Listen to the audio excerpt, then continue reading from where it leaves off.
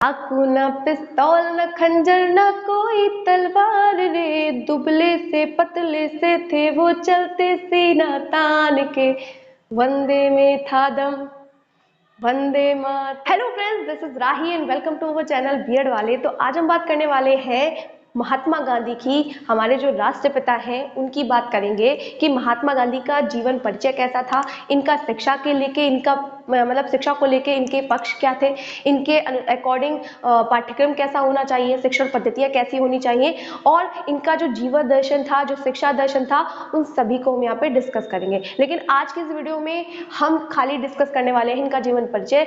तो महात्मा गांधी के बारे में कौन नहीं जानता, फिर भी मैं थोड़ा सा इनको डिस्क्राइब कर देती हूँ। महात्मा गांधी का पूरा नाम क्या था? मोहनदास करमचंद गांधी था। इनका जन्म कहाँ हुआ था? तो इनका जन्म हुआ था 2 अक्टूबर 1869 ईस्वी को गुजरात के काठियावाड़ के पोरबंदर जिले में हुआ था। फिर इनके पिता का नाम करमचंद गांधी था, ठीक है, जो कि राजकोट के दीवान थे। इनकी जो माता थी उनका नाम पुतलीबाई था, जो कि एक नम्र और दयालु महिला थी। फिर इनका विवाह 13 वर्ष की उम्र में किसके साथ कर दिया गया था? कस्तूरबा गांधी के साथ कर दिया गया था। सॉरी। उसके बाद इन्हें पढ़ने भेजा गया, जैसे कॉमन लोग पढ़ते हैं वैसे इन्हें मैट्रिकुलेशन की इन्होंने 1887 ईस्वी में परीक्षा को पास किया। उसके बाद इन्हें 4 सितंबर को लगभग कहाँ? जलियान के द्वारा इंग्लैंड भेजा गया। क्या? कानून पढ़ने। वहां इन्होंने लगभग 3 साल 9 महीने तक लगातार पढ़ाई की। फिर ये 10 जून 1891 ईस्वी में कानून की परीक्षा को पास करके बैरिस्टर बन के वापस आए।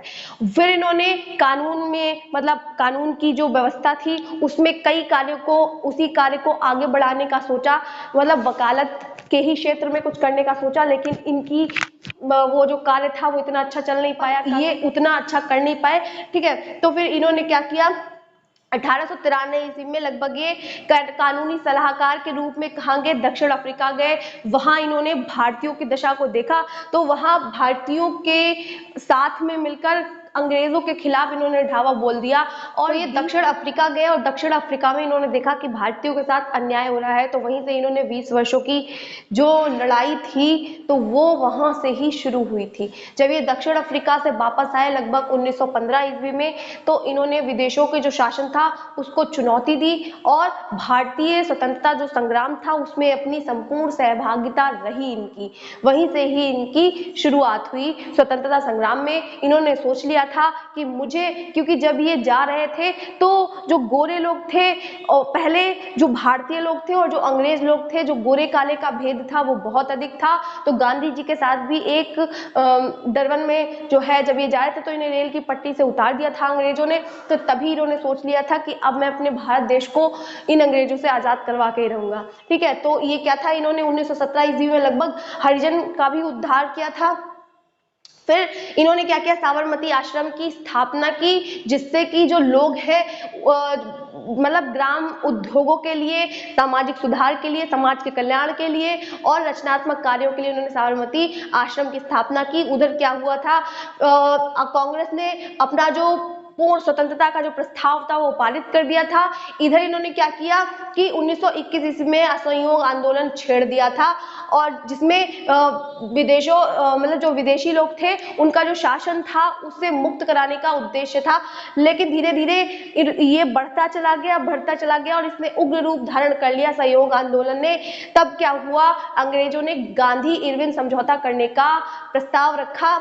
लेकिन जब गांधी जी इंग्लैंड गए तो जो अंग्रेज थे उन्होंने जो दमन की नीति थी उसमें कोई परिवर्तन नहीं किया, लगातार ये प्रक्रिया चलती रही। फिर क्या हुआ? 1942 ईस्वी में स्वतंत्रता आंदोलन और जोर पे था, मतलब जो इन्होंने ज्वाला भड़काई थी लोगों के भीतर कि अंग्रेज किस तरीके से हमारी जो भूमि है उस पर कब्जा किए हुए हैं या फिर हम कैसे उनसे स्वतंत्र हो सकते हैं। तो ये सारी चीजें इन्होंने लोगों को जागृत किया कि हमें भी स्वतंत्र होना चाहिए, ठीक है। तो 1942 ईस्वी में जो स्वतंत्रता आंदोलन था वो और जोरों शोरों पे था, जैसे कि इन्होंने एक आंदोलन असहयोग आंदोलन चलाया था। तो इसके कारण क्या हुआ? अंग्रेजों ने सोचा कि जब गांधी जी से ही सारी चीजें स्टार्ट हुई हैं तो क्यों ना इन्हीं को अंदर किया जाए। तो जो अंग्रेज थे उन्होंने गांधी जी को उठाकर जेल में डाल दिया था, ठीक है।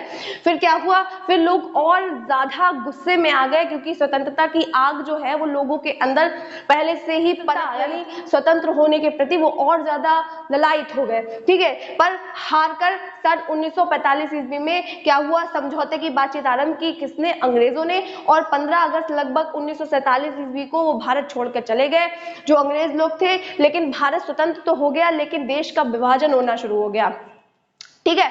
और चारों ओर क्या हुआ, सांप्रदायिक झगड़े होने लगे, सांप्रदायिक आपस में लोग लड़ने झगड़ने लगे।